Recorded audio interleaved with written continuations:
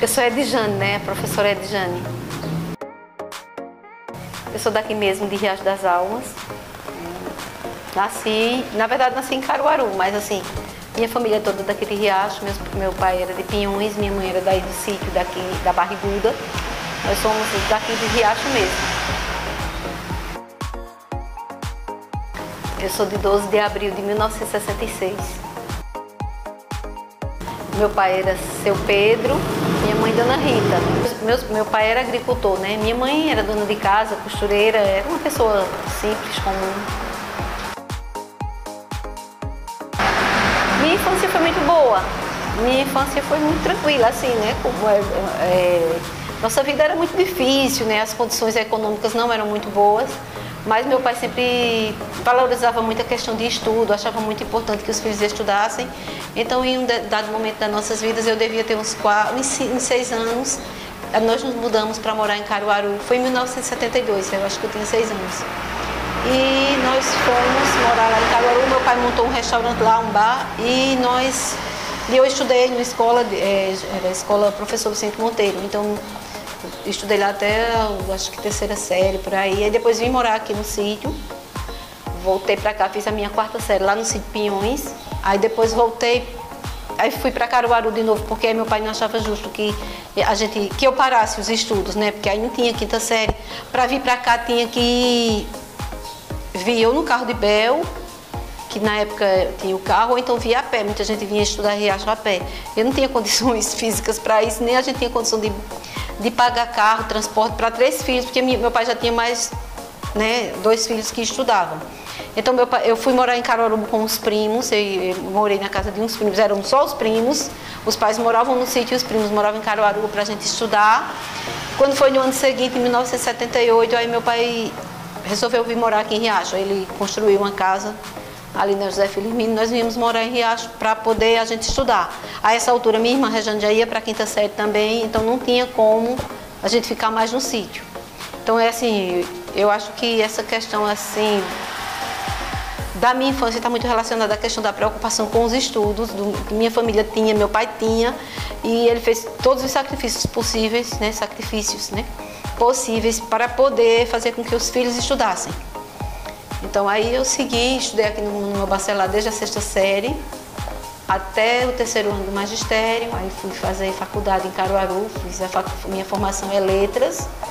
Aí depois passei no concurso do estado, né, e vim trabalhar no Manuel Bacelar, fui professora de alfabetização e depois me tornei professora de português lá durante muitos anos. Me aposentei em 2016 como professora e enquanto eu resolvi empreender em educação, porque eu gosto muito, e montei a escola, né, junto com Rejane, montamos a Escola Futura e estamos lá até hoje, graças a Deus. E lá eu só fico até lá mesmo.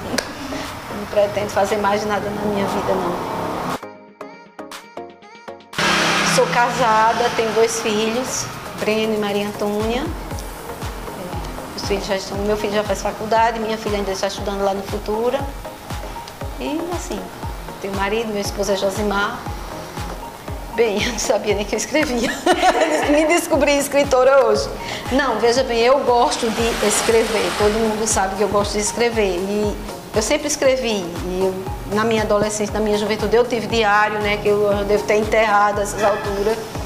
Eu tive diário e depois eu sempre gostei de escrever. E depois que veio as redes sociais, a gente faz muito, né? Eu escrevi muito pro Facebook, crônicas do cotidiano, coisas que me aconteciam, coisas na minha vida, né? Assim, minhas observações da vida. E eu deveria ter uma página que era para ser Edjane Sincera. As meninas dizem isso, porque eu sempre tenho que dizer, mas nem sempre a gente pode dizer, né? A gente tem que ser politicamente correto.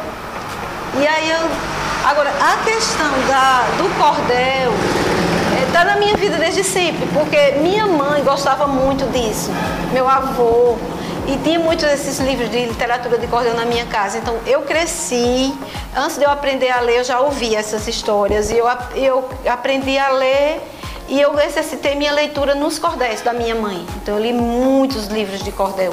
Então eu acho que foram essas leituras que me ajudaram a ter facilidade com as palavras. Então eu fiz também um curso de letras e não sei, eu gosto de leitura, de poesia. era um gosto natural, né? Então, nas necessidades da vida, fazendo trabalho de faculdade, fazendo trabalho, vamos fazer uma coisa diferente, tem que criar uma historinha, vamos fazer um poeminha, alguma coisa. Então eu comecei a fazer assim. Eu lembro que os primeiros que eu fiz enquanto professora, nos trabalhos que eu fui apresentar na faculdade. Na faculdade não, era acho que já nos cursos de aperfeiçoamento que eu fazia, e a gente tem que apresentar. Então eu fiz alguns versinhos, aí eu tive uma certa facilidade. Aí depois eu fiz um trabalho com uns alunos do Bacelar e a gente produziu um cordel coletivamente. Na verdade, eu orientei como eles poderiam fazer e eles aprenderam a fazer, e aí a gente começou a exercitar. Tinha alguns alunos que a gente escrevia, né? Aí sempre que vai ter coisas na escola, eu sempre faço. Geralmente festa junina, a gente faz cordéis, essas coisas assim. Eu não tenho livros assim publicados. Eu tive esse do Bacelar que eu fiz, que foi sobre meio ambiente, eu fiz junto com a turma. Ficou assim, foi publicado, ela publicou, divulgou, mas faz tanto tempo. Eu fiz um cordel para uns alunos que um dia desse eu descobri que ainda existe, para uma turma de alunos que eu tinha muita afinidade. Então, quando eles terminaram, aí eu escrevi para eles, né? Eu mandei, aí a menina guardou, um dia desse publicou, eu nem me lembrava mais. Mas assim, eu tenho essas coisas assim soltas, eu não tenho livros publicados. Mas é isso, eu não sou uma pessoa cordelista, eu não vivo disso, eu não produzo, eu faço naturalmente para uma necessidade. Eu acho que eu produzo para uma necessidade, né? Algumas amigas, né, que tinham uma escola, que tem alguma coisa, escreve aqui que eu vou mandar isso. Ai, Edjane, faz aqui esse para mim, para o convite da minha festa, essas coisas assim, sabe?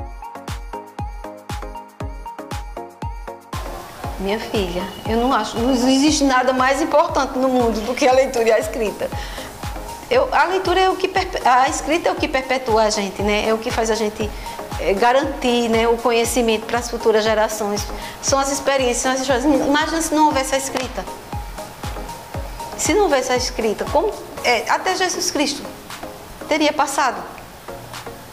Porque é a Bíblia, né? É o registro, né, dos antepassados. Então, foi a escrita que perpetuou, que permitiu, né, que levasse a palavra de Deus para todas as gerações.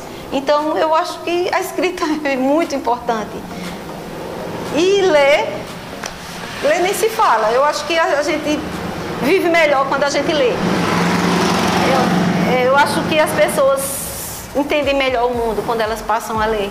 Eu acho muito importante quando uma criança está aprendendo a ler, quando ela descobre o hábito da leitura, quando ela desenvolve o hábito da leitura, quando ela, sabe, é incentivada a leitura, porque abre tantos horizontes, dá tanta informação, dá tanta coisa, sabe? E não tem coisa mais importante do que a leitura e a escrita, e que as duas coisas têm que caminhar juntas, e que é muito importante, e que as pessoas não sabem disso.